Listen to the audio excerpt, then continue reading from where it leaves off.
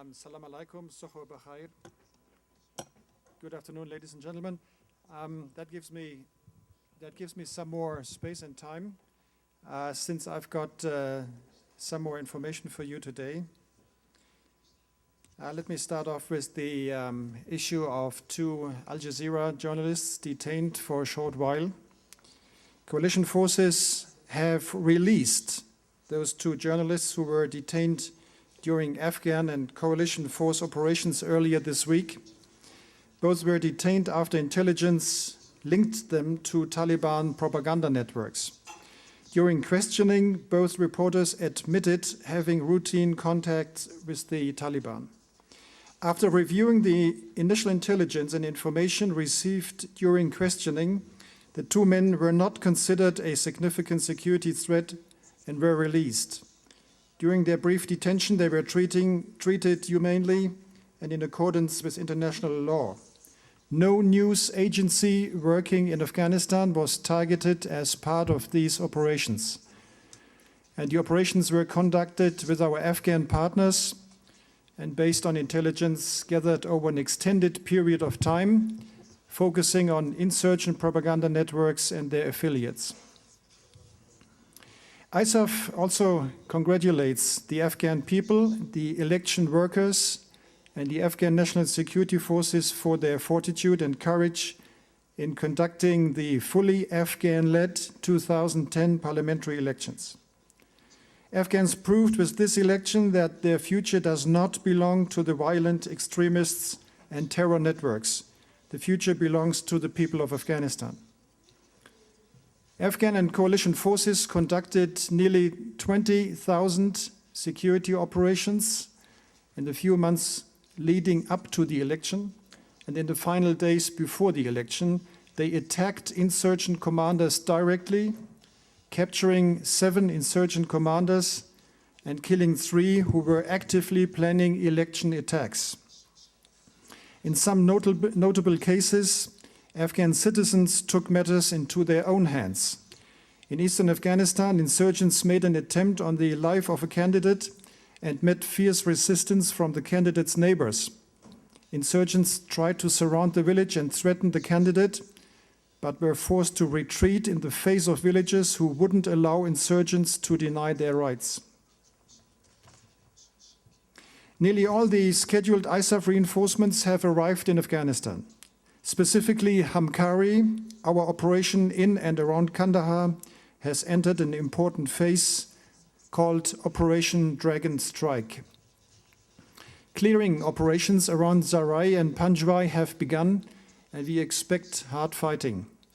There have been a number of shaping operations to soften insurgent defenses in preparation for the harder fighting, which began in the early morning hours yesterday.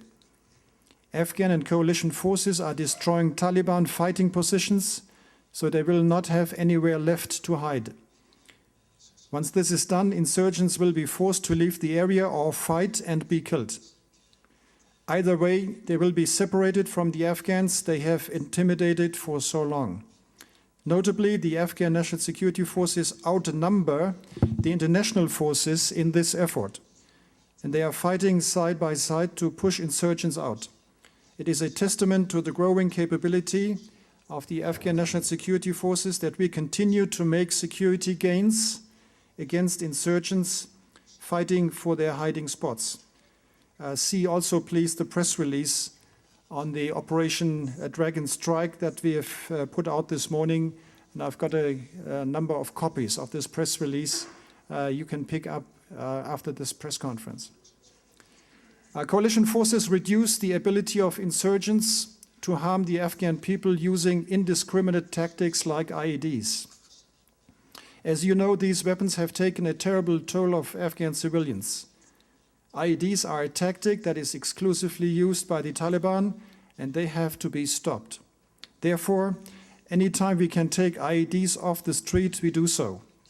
With that in mind, we recently conducted a significant operation in which a coalition aircraft destroyed 4,500 pounds of homemade explosive, as well as an IED factory in Baramchar, Helmand province. The compound was a known explosive factory associated with a high-level insurgent group in the area. Most certainly, the destruction of this facility prevented the construction of hundreds of IEDs that would target Afghan civilians, Afghan security, and coalition forces. We are pleased with this operation, and we will continue to target IED production facilities wherever we find them. We have captured video of the airstrike and have made DVDs for you, which you can pick up right after this press conference. The most notable part of this video is that you can clearly see the precision of these attacks. There's no damage to the surrounding buildings, and the homemade explosives were destroyed completely. Thank you. That's what I have today for you, and now I pass it on to Chris Chambers.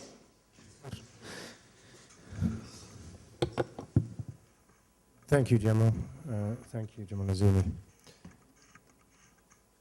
Good afternoon, ladies and gentlemen.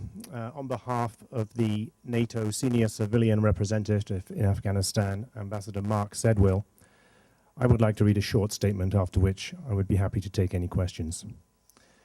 As this is our first press conference since last week's parliamentary elections, I would like to reiterate, in part, the words of NATO Secretary General Anders Fogh Rasmussen on the elections. Firstly, Afghan voters and parliamentary candidates showed once again their determination to resist intimidation as they went to the polls to choose their own leaders and the future path for their country. I think it's worth re-emphasizing the Secretary General's conclusion of his statement, and that is NATO will maintain its commitment to Afghanistan as the people and the government build a more secure and safer future for themselves and to the benefit of the of international security. With that said, I would like to talk briefly about the upcoming NATO summit in Lisbon, Portugal, 2 months from now, on November 19th and 20th.